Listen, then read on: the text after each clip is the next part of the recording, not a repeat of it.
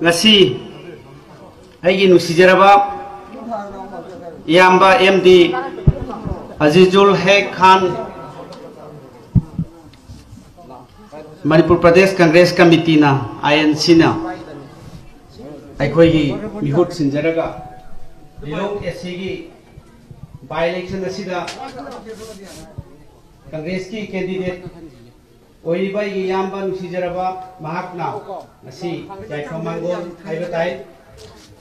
flag hosting ki program asida yaubiriba Dice election biriba Sri Bhakta Charan Das Manipur State ki Kaikunatari Joinana Federal Hedokna Kurkunamaki Yekta Biriba Sri M. Kendro Honorable President MPCC Ayambo Jita Nambiramba Honorable MLA Sri Ranjit Amadi Federal Hedokna Dice election biribi Mayan ex-MLAs party leader Singh Aina Salam Kawin and Aikai Naza Bauchari Mang election biriba Lilong Assembly constituency ki party guru Sibiba Halaman Morbi Maulana Haji Munshi Lainana Naharul Singh Isan Paipunamak Aina Salam Kawinana Mayamda Assalamualaikum ngasi aikoi da yamna ai Lilong gi leiba by election asiga mari leinana wafam khara thamjabada yamna tena lawjage ngasi Sri Nasirna Lilong Assembly asigi by election amuk tohon base masi ai yamna laibak thibani koi Thawal district sida mahat yamna naham oina matam amada vote se aikoi na mongode ki hana ka gre hana aikoi na rajniti da pungka gre adugo aikoi na amuk daista koi lakhibani Prithviraj aikoi nahajing haitai matam tu da mark si ticket phangnaba aikoi kanna honaba magi da makta recommend tawwa ma si phangnaba matam tu da mark si Lilong gi praja sing landamase ko di kairo likai nina ticket phanggadra haina puminda tanik pa Sri Nasir ticket phange amuksu kagadra haina mayam si matam du gi honorable chief minister adagi district asigi leader mayam sing tawna mayam si aikoi Lilong se yamna maru oina khanba Manipur da minority Maitai Pangal taba domination si yamna wangna taba jaga oibani aikoi na yamna respect tawwa lamdam sigi naha mayamna semningba tegi collection semningba adagi kagadra haibadi laibak phadana mayam sina honabadagi kare amu borhe kabaga laibak phadana mayamna sarkar asina CEO oibobina si minister na mantri hape koina sigi mohut sindana adagi Musliman sing Maitai Pangal gi mohut sindana mahak si minister oirakpada aikoi hana karasu aikoi oihogabagi karinta nuai tabulai ji hena mana nuai rakpada mana minister oirakpada aikoi yamna nuai ki aduga ahan bakare mantri oile ani su bakare layu phadana aduga makna handaki tam sida Lilong gi praja party organization da leader singa asuki yamna haini ngai leitawa degree da haitai mana masin thiba se masi ai di yamna laiba thibadi Lilong gi kendra gi praja sing leibi ba mayam maroi na masiri akoi gi yamna maroi ba mafam amari langa masida Manipur gi miyeng thami bai tare Maitai Pangal gi singa masida leiba Morbi Maulana Haji Munshi mayam sina ngasi Lilong na ngasi by election tor kholak ko mayam sinse masi anga kon yedubo ai koi na semjaba mafam sina leader ama kudakka ai koi puna mak betray tawramne hairaga thadokkhibasina ai koi gap ama haitare ai koi gi leader ama barba decide tawbo ngamdaba ai koi gi weakness कोई जो लेको गलो ना मसीदी आई यामा Azizul hack Khan याम well qualified मेटी Pongal सिंगी मरता अदगी कोई मैं हाइना रंबाई ले रंबाई याई आ लिलुंग का पोगा मधुदा लेत्रे कोत्रे हाइबा मधु सुनुगा मधु इम्पोर्टेंट ओइदे लमदा मसीगी खनबा मसी कांग्रेस ना सरकार लेबा कांदा मागी केंद्र की वा दुओगा Manipur as a whole minority पांगल मैते इसिनाव मुस्लिम इसिनाव सिंगी इकोनॉमी सर्वे कया सरकार से तबले हैगा सेंतुम की फिबम फाते डायरेक्ट लाइसु की फिबम फाते अदेगी तोमान पर स्किल डेवलपमेंट प्रोग्राम कया पाइखननबा रिजर्वेशन की पॉलिसी कया ngasi lilongi amadi manipur da taliba metai pangal gi issue kaya ama tongana sial le harga dai koina adugi tohan ba importance sing adu khange hair kada ngasi di congress party na matam adugi congress party na ngasi manipur da leiniba metai pangal sinau sing adugi mati kanaba mayam ai khoi ure khoi khangni na gre adu hojikti hekta onthor koda सही अहुम मखाई करे लको सही मरी फादे लको सिदा centre the लौरे इबा BJP की सरकार ना येंगे इबा मिये state असिदा minority सिनाउ जिंदी येंगे इबा मिये ए कोई उन्ना यामना एकेडमिकली डायरेक्ट लेसु हाइबगी अदगी यामना ऑब्जर्वेशन से कोई तंगाई फजब लेको अदुनाई मसी मयाम सिंसी लिलोंगी प्रजा सिनाउ हलमन माइबेल डायरेक्ट लेसु हाइबो मयाम सिंना मसी खंबी गनी हाइबसी मदी आई मधु आई आशा तौजे लोइनेबा सिरी नसिना आई कोई पुनमक्ता थाजबा मांगनबा लिलुम केंद्रदा बाय इलेक्शन तहन्दुना लंगदा मसिगी अवाबा मयामबा सिगी सुजन नोजदुना हिंगिबा मयाम अदेगी कोविड-19 की तोंगान पे इशू मयाम सिसिदा नो मकांगदा मी सिरिबा मरकसिदा बाय इलेक्शन तौबसे मसी मफम से यावीबा तोंगान लीडर सिंह धर्म की लीडर अदगी तोंगान लाइक पाब मयाम सिंगना महाकना लौरिबा महाकना ngangiba ओइदबा मयाम हमरोंदबु महाकना बीजेपी दा एलायंस तौर तीन गिनी न तीन गिसु याम चानली ये मागी लेलिबा मचिन धीबा खुथिजिगा हाइताई माना मसी प्रजादा लेबाक प्रजा मयाम दा ngangiba आजाद हाई स्कूल दा ngangiba यारिपोकी अदगी लिलुंगी मफम कयादा अदगी मोयांगी कौता दा ngangiba स्पीच दा बीजेपी दा हुनदना ngangiba सिंतो ए कोई बु कावरमनी गना मा खनबा दागा ngasi mai se khar hau tabra si nasib tar di phaniye mana asu kyamna nipum khuni makta somdana muslim leiba jaga dana ma khaiba aduga tongan ba BJP ki platform BJP ki chief minister BJP ki mantri singdena wa amangang ba asam ki himanta biswas sharma dana mana phamung de himinna dana photo kapga thagalakba somdana BJP da vote e poi haiba asu kyamna khut ka phet ka wa na mangang ba mobile dana thagalakba masibu musliman isinau singi ikai gunajari ba masu masi follow tawriba sariyat ta yawrum bado masibo masi hayen matam du yawrakanda janata tingadra nataka dujakta tingadra ai masibo si nasir karam nata tingari janata tingadra dujakta tingadra ngasi uktan haimi o mayam khagaba mayam singina ai di madi sariyat na yadaba दुजक सोई ना तिंगने है बसे आई ऐसे पठाते बनी को घर में ये वाले मान ngangi ba khodi ba mayam kana kumna kari kumna so hai nei ni momi pradana hai dunia ai khangde kari no mai ra ma pangla yam chai mai nei adu masin mo mayam sing ki phogol ko mayam sing ki da mobile se manipur ki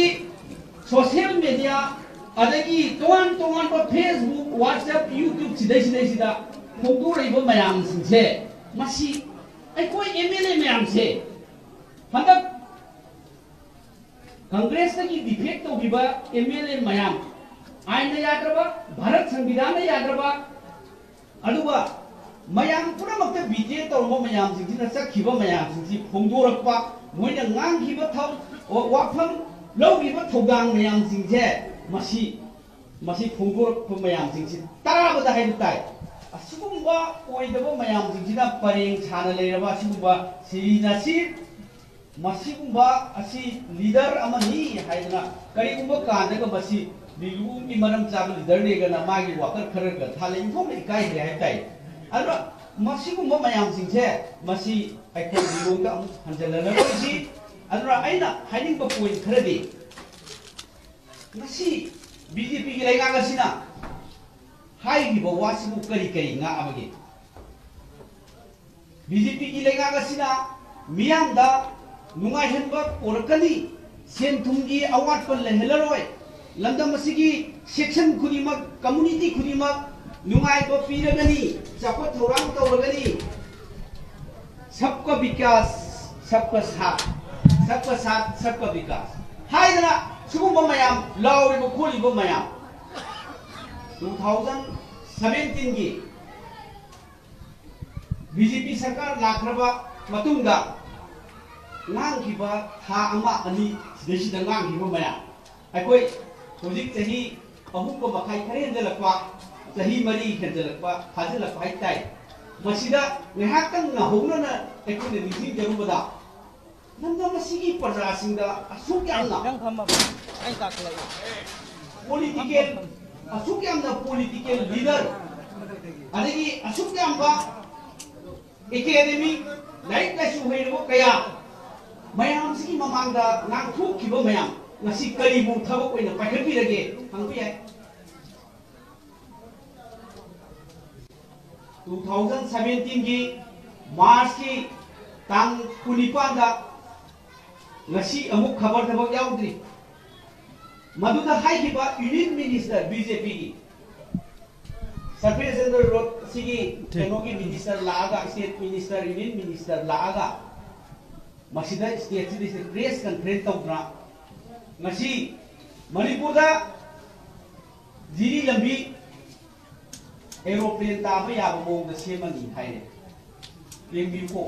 अदु मसी पुंग तरेट मखाइदा Iram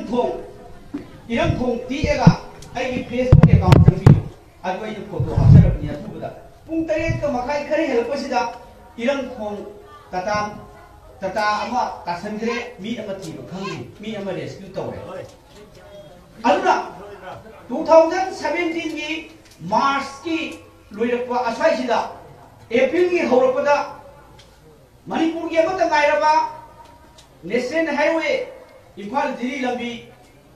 aeroplane ताबा यानबा सेमगनी हाइबा येबु मसिन थोंग तेतना मी सिरे मसिबो BJP सरकार असिगी करिनो मसि चही अहुम पखाइदा इखोद वासखिबा मयाम सिंसिबो मसि अखोई की like लाइसु हेरबो मयाम सिंग लमदम सिगी प्रजा मयाम सिंसिना प्रेस मीडिया इसिनाउ सिंग थिंक टैंक मयाम सिंग सिना मसि करी हाइन लोबी गिदगी वाफम खरा थमजरी लोइना make in Manipur make in India लड़की बचाओ लड़की पढ़ाओ हाइना स्कीम मयाम अमा ngasi होगुइबो मयाम सिंग ngasi करी तौरे कांग्रेस ना चही 15 शासन तौरंबा बीजेपी लेगा लाए असे दिन लाए हाइजले अपपर निमित आएगा हाइजले अदुगा सही तरह मंगा की सरकार दो था तरह मंगा दा श्री बीरेन मणिपुर की मिनिस्टर ना था तरह मंगा दा माननबा सेमगरी सुगुम्बा ओइदबा मयाम सोक मियाम दा प्रॉमिस तौगिबो मयाम एकोइना निंसिंग बयाय लोइना ngasi मणिपुर दा सेन थुंगी फिबम कांग्रेस ना सही तरह मा पालबो मतमदा नोंग फावबा ओवरड्राफ्ट तागिदे नोंग फावबा आरबीआई की अथिंग बलैगिदे ngasi di galai बीजेपी ना सही अहुम फाजलकवा औ मखाई फाजलकदा ओवरड्राफ्ट ना ngasi ngaksham यौरे आरबीआई की अथिंग बा ऑर्डर थोकतुना अथिंग बा थंगरे सही अहुम सही अनि खरा फाजलकदा सेन थुंगी फिबम थोकना अवाब लेरे अमरोंदना अमु ओइदबा नांसिनदना मियांगदा लान थाजदना मणिपुर की नहा मखाई मी लाक अमगा मखाई चाही अमदा थबक हापकनी सिरी बिरेन मी लाख अमगा मखाई चाही अमदा थबक हापकनी चाही मंगादा मी लाख तरेट का मखाई थबक हापकनी सिरी बिसोर जे मिनिस्टर ना हाइकिबु ऑनरेबल चीफ मिनिस्टर ना हाइकिबु असिगुम मयाम सिंग असिना ngасidi लोइना होजिक नहारोल सिंगी वाफम सिंग लागनी ना पॉलिटिशियन सिंगी क्वेश्चन लागनी अखोना चाही अहु मखाई खतंग इतिहास संगत ने येंगबु मतमदा असी ngamgibo mayam YouTube ta lei Facebook ta lei खबर कागज कया मांगदरी असिगुम मो ओइदको mayam ngasi पर्दा सिंग ngamgibo mayam सेंदोंगी फिबम फगले हाय मी लागमगा मखाई चाही बद थबक हापनी हाय ngasi na करिगी ओवरड्राफ्ट RBI की पेन अदुगा ngasi tang 18 सेप्टेम्बर की tang 18 सेप्टेम्बर की tang 14 डिपार्टमेंट खुदिमकी बजेटरी एक्सपेंसेस में आम सिंचे सिल तौरे कॉन्ट्रैक्ट बेसिस थिंजले रेगुलर अपॉइंटमेंट थिंजले सही मगी 2000 की काइथोकीबा मणिपुर असेंबली ने काइथोकीबा सेवा सही की काइथोकीबा डिपार्टमेंट डेवलपमेंट प्रजा की तबदब एक्सपेंडिचर मैम चक्कदब मैम सिंह 40% देगिना 60% भक एक्सपेंडिचर चक्क यारोय हाइना थिंजले असिगुम्बा सी चिंदना अमंगांगी लिलोंग दलाय वांगोय द चले वांगिंग ते दा चले ओइजब मैम खुंदिन दना ngangi ba मैम सोमदना सरकार सिने थो इबो ऑर्डर मसिबो सेबरा त खनियो मैम ai hai ji ओइजबरा खबर यावबा अलेगी ऑर्डर ओइना लेबा मातनी ai di data मैम से कलेक्शन तौजरी नेबो कांग्रेस की ओइना अनो मसिगुम्बा आइना ngसाई यारोइदब वाफम कया ओइदब कमिटमेंट कया थमगिबो मैम सिंगा ngasiदी सरकार असिदा थबक हापकनी हाइबगी ओइदब ngamखिबा अदे डेवलपमेंट तौगनी हाइबदा ngasiबो प्रोग्राम अमता फजना फमगा केंद्र हुंफु सिगी डेवलपमेंट प्रोग्राम सिबु फजना तौबिब्रा मैम अमुतंग अइकोइना नैनबो मतमदा ओइदब वादा गांगना लेबा मसिगी सरकार असिबो मैम सिंगसिना ngasiदी भारत की ओइना जीडीपी दा अदुकी मतिक हंदना सकरे अइकोइना फजना 4 दगिना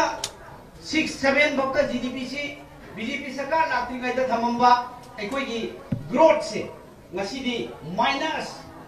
23.9 ngasi अइकोइसे माइनस सकरे अइकोइगी मसिदा लाकदबा सेंटर की स्कीम ममिंग तगी स्कीम नी सेंटर की हाउसिंग 15 फाइनेंस कमीशन सही मंगा की 15 फाइनेंस कमीशन श्री बीरेन श्री विश्वजित जावना मणिपुर की ओवरड्राफ्ट मणिपुर की सेंथुम की तोलो पीबा ngमदबा 7 पे कमीशन की पीबा ngमदबा मसी मैम श्री बीरेन नलुसिंदुना यूनियन मिनिस्टर 13 फाइनेंस कमीशन की मसीद मणिपुर द विजिट तौरबा दिल्ली द चतुना लुपा करोड़ कया पिउ हाइखिबा डिक्लाइन तौरखरे सेंट्रल गवर्नमेंट ना मयाम प्रजा मयाम खंबिना मगनी मदगी तोंगान तोंगान बा फाइनेंस की लमदा प्रोफेसर कया तोंगान तोंगान बा मसीद नैनरिबा मणिपुर की नैनरिबा मयाम द खंबिरंगनी 15 फाइनेंस कमीशन असा उद्रे अबोइना हेना जम्मू कश्मीर अमसंग लद्दाख लाखिबदगी मसीगी अखोगी 15 फाइनेंस कमीशन पीगदब परसेंटेज तो 1% हंदरग मसी ऑल इंडिया की ओइना मसी कट तौरग पीग्रे लोइना मणिपुर की डेवलपमेंट की आशा ओवरड्राफ्ट की पैसा कया 15 फाइनेंस कमीशन दा आगा ngasi मणिपुर नुगायनगनी हाइनसी मिनिस्टर बिरेन वासखिब मयाम मदुगी ओना तैनबदा हेना माइनस सही खुदी की पिरंबा सेंट्रल की शेयर सेंट्रल फंडगी पिरंबा पैसा मयाम सिंदो ngasi कथरगा मणिपुर सरकार द पिरखरे आशा उद्रे मणिपुर सरकार फाइनेंशियल कोलैप्स तौरे मरमदनु ngasi दी अइकोइ असिगुम्बा बीजेपी लुसिंबा ओइदब कया मसिन थीब कया की लीडर की तुंगनफम लिलों केंद्र की नसीर गुम्बा वांगिन तेधा की ब्रोजेन गुम्बा लुखोय गुम्बा ओइदब मयाम ngang मयाम प्रजादना मंगांगबा बीजेपी दना मंगांगबा सोमदना बीजेपी दा चलगा सिलेसिदा सरकार सेमुरनी हाइना तिनी बिरेन लागा लिलोंग केंद्र की नसीर दी कठोपा सरकार असी कन बड़ी थौना को बमीनी मार्क्सी बीनीति केंद्र जी को लाफो जी नसीर से बीनीति केंद्र जी मणिपुर की बीनीति केंद्र जी थौना में जरना लाफो से थौना फबो रगदी असिगुम बो ओइदबो ngang mayam sing asina ngasi thalle adunadi aikoi chakotpa haibadu leiroi maram aduna ngasi gyan leiraba adagi lamdam asigi ahongbo polpa ngamgadaba wakhan leiba stand leigadaba INC ki ticket thaduk chariba asida vote pibiu haiduna aina miyam pramukti lilongi pada pramukta haijari aina aroi bada ngasi ai gi khara financial kari kai da sakhre aduna asigumba oidaba promise ngangiba mayam singado ngasidi ngasigi sarkar se mayam yamna kupna yengbiroba takta taha ado koi sentum karada piraga adagi mayam si karum da sakoi sheba ngasi sarkar se Bangalore da leiba public affairs center haiba organization amana adu ju chumna gi organization nate DRDO gi kanogi hoyi chairman koiramba ke Kasturi mangan nan haiba rupasina Manipur gi leibak sasan se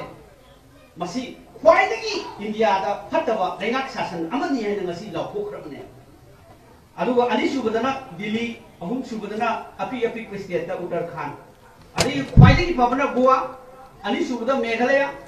ahum subada Himachal Pradesh afabadana siri mirena India tu de da afaba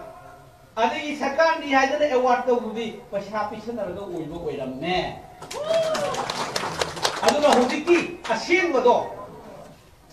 mai bu phine bu san da yaroi haibado sarkar asina ngasi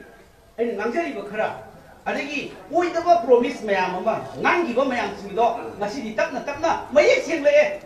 aduna man India gi manungda khwaidagi phattaba administration public affairs center Bangalore na ngasi Manipur gi lenga ase khwaidagi phattaba minus chatpa digumba leibak amo oire state amo oire haina ngasi khabar da kaida lakhograbaduni mayam khabar da YouTube ta haiba public affairs center Bangalore se changaga asai keno da changaga Google se kaida changa yengbiyoba Manipur lenga ase khwaidagi phatre aduna sentum phattaba adagi India ki Bharat ki संविधान की against the thabok toko mayam asuguma mayam sina maram morga da ngasi di biren gi lenga ngasi khwaidagi phattaba lenga oire haibase ngasi da ta'i aroi badaina hamjaning badi asugumba sentum gi phibam 15 finance commission ki award loina kathara piraba thabok thingbagi contract basis ta regular basis ta thabok hapagi mayam si loina thingdana sarkar ase collapse of financial collapse tawraba asiguba sarkar ase masi BJP ki kangura di dum haibani ko mayam kari haina hai BJP ki president lagadi ko akoi leba ase phagaladamni Bharat sarkar Manipur sarkar phagaladamni sentum ni bibam phagaladamni America na Bharat ta thopa product ama production ama lairani adudagi America na pasim laigraga Manipur amasung state mayam singi chakhola da bani haidana hai as gari no ne du yam phaine gane khalle bako aduga masi BJP gi leader minister adagi president mayam singi hai gomutra sel sarki san mayum yolaga akoi gi pasha sangada ni na haro thabo apudam ni hai ni masi hai bini YouTube ta hai bini adagi impact ni hai bini gomutra yolaga leba singi sentum na Dahil mo na kaya thabo phangdaba adagi development kaya se gomutra yolaga selaiba asigi sentum pagaladam ni hai BJP ki president na masinggo leibak sigi aikoi miyam praja asidesida oidaba kaya nanghelba sugumba akoi gi thinking sugumba adagi system masinadi leibak asidesida pagaladani hai ki asa ude maramasina aigi nusiraba yamba congress ku nusibiduna Sri Azizul Sheikh Khan bu masih Congress Party में था तो कभी सीधा vote PVU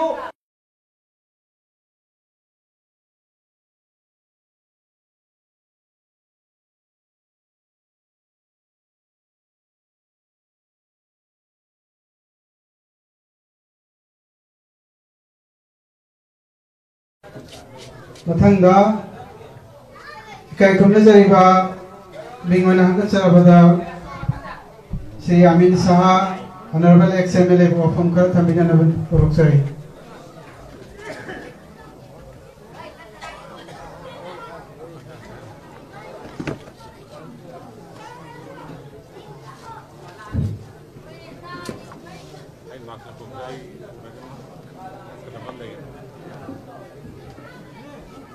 Jangan